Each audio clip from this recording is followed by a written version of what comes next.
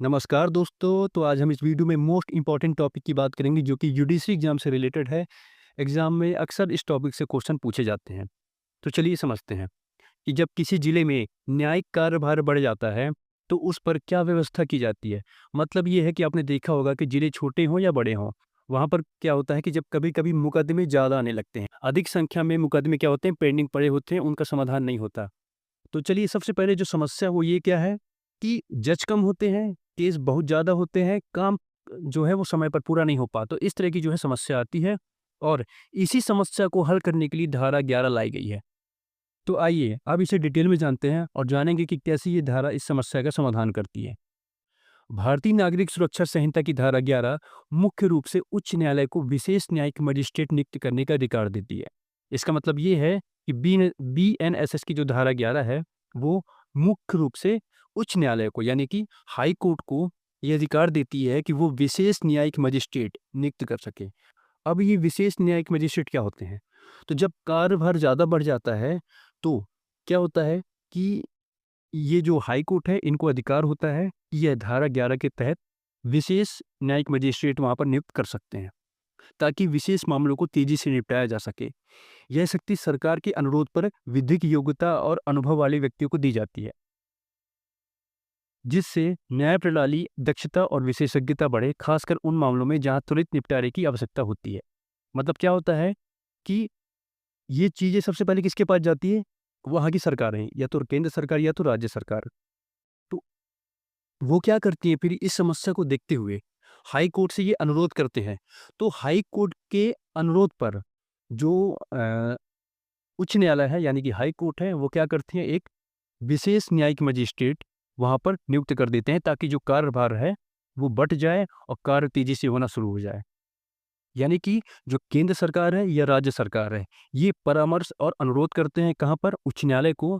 और उच्च न्यायालय क्या करता है कि एक योग्य व्यक्ति को वहाँ पर बैठाकर उनको शक्तियाँ प्रदान करता है कि आप ये कार्य कर सकते हैं। और उनकी जो है समय सीमा और साथ में उनके कार्य, उनकी शक्तियाँ भी निर्धारित कर दी जाती हैं। मतलब ज़रूरत पड़ने पर हाई कोर्ट किसी योग्य व्यक्ति को कुछ समय के लिए मजिस्ट्रेट की शक्ति दे सकता है, ताकि केस जल्दी निपट सके। और ऐसे व्यक्ति को क्या कहा जाता है? विशेष न्यायिक मजिस्ट्रेट, स्पेशल जुडिशियल मजिस्ट्रेट। अब ये कौन होते हैं? तो दोस्तों, यह कोई नया या स्थायी जज नहीं होता। यह आमतौर पर रिटायर्ड जज होते हैं, रिटायर्ड सरकारी अधिकारी होते हैं, ऐसे व्यक्ति जिसे कानून का अच्छा अनुभव हो। कोई आम व्यक्ति नहीं बन सकता। हाई कोर्ट देखता है कि व्यक्ति योग्य और भरोसेमंद है या नहीं। इनको क्या-क्या शक्तियाँ होती हैं दोस्तों, शक्तियाँ और अधिकार?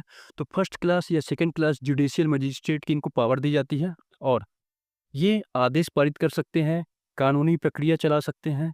इसका अर्थ है कि उन्हें वही शक्तियाँ दी जा सकती हैं, जो सामान्य रूप से मजिस्ट्रेट को किसी मामले में निर्णय देने या आदेश जारी करने के लिए होती हैं, परंतु केवल विशेष मामलों या निर्दिष्ट क्षेत्र में। मतलब किसी विशेष मामलों में या किसी निर्दिष्ट क्षेत्र के लिए इनकी जो शक्तियाँ हैं, वो हाई कोर्ट देता है और सीमित करता है। अब बात करते हैं दोस्तों इनके कार्यकाल की।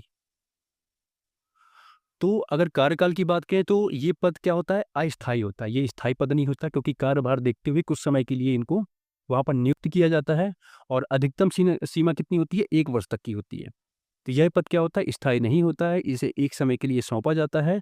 सामान्यतः कार्यकाल 1 साल से अधिक नहीं होता है, जब तक उच्च न्यायालय नियमों के अनुसार निर्देश ना दे दे। तो आप ये भी समझ गए होंगे कि जो नियुक्ति होती है उनका पद क्या होता है? अस्थायी होता है, 1 साल के बाद उनको खत्म भी किया जा सकता है उस पद को। अगर उदाहरण से समझें तो मान लीजिए कि किसी जिले में 10,000 क्या है मामले पेंडिंग पड़े हुए हैं और वहाँ पर जज कम है, तो राज्य सरकार क्या करती है? हाई कोर्ट से कहेगी कि हमें अतिरिक्त मजिस्ट्रेट की ज़रूरत है। फिर हाई कोर्ट क्या करता है? धारा 11 के तहत किसी रिटायर्ड जज या अधिकारी को चुनेगा, वह उसे विशेष न्यायिक मजिस्ट्रेट बनाएगा उनकी योग्यता के आधार पर। और उसे कहा जाएगा कि आप सिर्फ ट्रैफिक केस और छोटे अपराध 1 साल तक निपटाइए। मतलब 1 साल तक के लिए इनको ये काम दे दिया गया, तो वहाँ पर वो कार्यभार जो है उसको सँभालना शुरू कर देते हैं। तो दोस्तों, ओवरऑल हम समझें कि धारा क्या कहती है, तो अगर सरकार को न्यायिक मामलों में मदद की ज़रूरत होती है, तो वो क्या करती है? वो उच्च न्यायालय यानी कि हाई कोर्ट से अनुरोध करती है कि वहाँ पर एक विशेष न्यायिक मजिस्ट्रेट की नियुक्ति की जाए। तो यहाँ पर धारा 11 के तहत हाई कोर्ट इनकी नियुक्ति करते हैं और उन्हें न्यायिक मजिस्ट्रेट जैसी शक्तियाँ दे देते हैं। तो यह शक्तियाँ केवल विशेष मामलों या विशेष क्षेत्र के लिए लागू होंगी और यह एक निश्चित समय अधिक से अधिक 1 साल तक लागू रहेंगी। तो दोस्तों ये बहुत ही अच्छा टॉपिक था। अक्सर इससे क्वेश्चन पूछे जाते हैं और इससे रिलेटेड एमसीक्यूज़ भी लेकर मैं अभी नेक्स्ट वीडियो में आऊँगा। तो जब आप ये वीडियो देख लेंगे तो उसके जो क्वेश्चन है आप आराम से सॉल्व कर लेंगे।